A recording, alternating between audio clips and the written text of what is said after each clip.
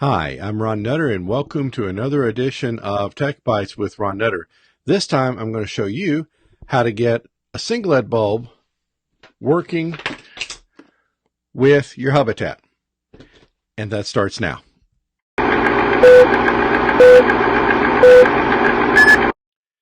Well, this one's going to be a little bit different. This is going to be the first of what I'm probably going to call a two-parter, and it may end up going more than that. But right now, I'm going to show you how to set up the Sengled bulb, and then with something unique to what I found on the Hubitat. There are Samsung has, well, there are several out there, but Samsung was the one I could readily get my hands on. They've got a button controller, so you can actually control lights on your Hubitat and not have to use a web interface. But first, we're going to get this bulb set up because I already had this one up and running, and it's going to be the next one. It'll be the first one we'll go with on the button control. I'll show you how to use the different bulbs. But anyway, got to start somewhere. So let's go ahead and get the Sengled bulb up and running. Okay, now we're going to get the Sengled bulb up and running. And this is going to be the first part of a two-part series, but we've got to do this part first. So we'll discover the devices. And at this point, it's already flashed off to the side. It's found it right away. So we'll change it to Sengled. We'll just call it Sengled. You can see it's got all the information right here. And if you click more, it really gives you the details.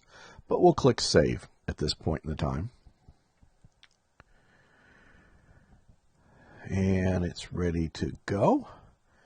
So now we'll go up here onto one of the dashboards. And we'll pick Main. And we will delete this one out because that's the one I had it on there before. So we'll go through here and we'll pick a device, Sengled, and we'll call it bulb, and add tile, and then we'll go up here and say close menu, and you can see already the bulb was already showing as being on. So we'll turn it off and back on. And if you go down here to logs, we should see if we cycle the bulb real quick, and it may not, come to think of it, it may not show it at this point, but we'll go here to, go down here to Sengled, and we go to the individual controls and see, well, here's what you can see. It says right on, it says it's on now, so we click the off button, it'll go to state off, so that's, you can tell it's talking with it, and if we go down to the logs, it's not actively doing it, so we'll, let's see if we click on past logs here, if it shows us anything, and it might only, yeah, okay, there you go. There's where it's getting into the, you know, as I say, the gory details. But that's all this is going to take to.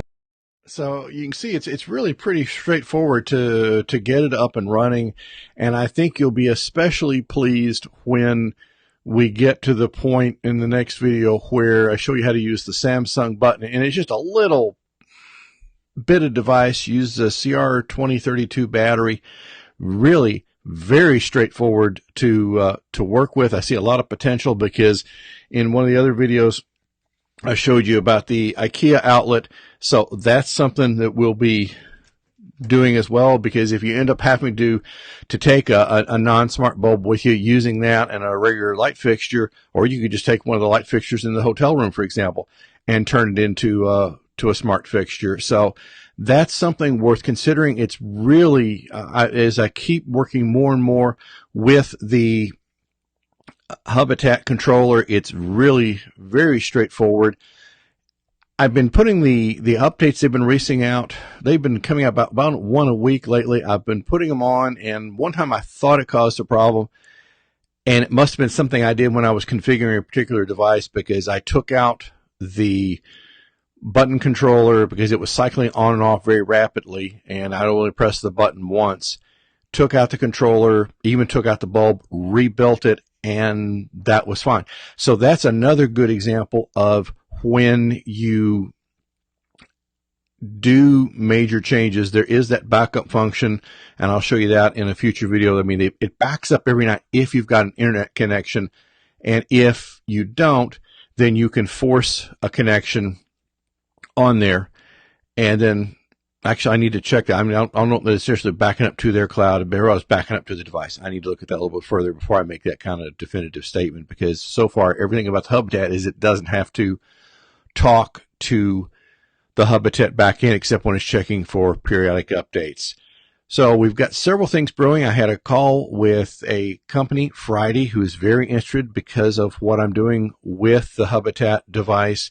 And we're having a conversation follow-up on this week where it looks like I may be getting several items from their line to look at. So that's what's going to allow me to move forward with certain degrees to the safety console. That's where you can start watching. I'm getting my tongue tied here in case you can't tell. You can start watching for water leaks and that kind of thing. So there's really a lot of flexibility to this, and this is something that you could take on the road as well. Well, I'm trying to keep this video fairly short just to be mindful of everyone's time. Thank you for everybody who's been watching. Thank you to those who have been subscribing to the channel. If you have anything in particular you'd like me to take a try at, please let me know. If I don't already have the device, I'll reach out and see if I can get one, or if I have to, then I'll just see where I can find one and then get that into the schedule. But there's several things that we're going to be doing. I've got content planned out for several months now at this point, so we'll be doing different things and just showing you all the different options there are. If you don't always have the time to watch this as a video, I do have this available as a podcast. It's available on Apple Podcasts, Google Podcasts, TuneIn, Stitcher, or if you can take a straight RSS feed, I've got that available as well. You can get to all that from techbyteswithronnutter.com, and this is also available on Matame as a flash briefing. So I'm going to keep true to my word. Thank you very much for your time and watching this, and look forward to seeing you in the next video.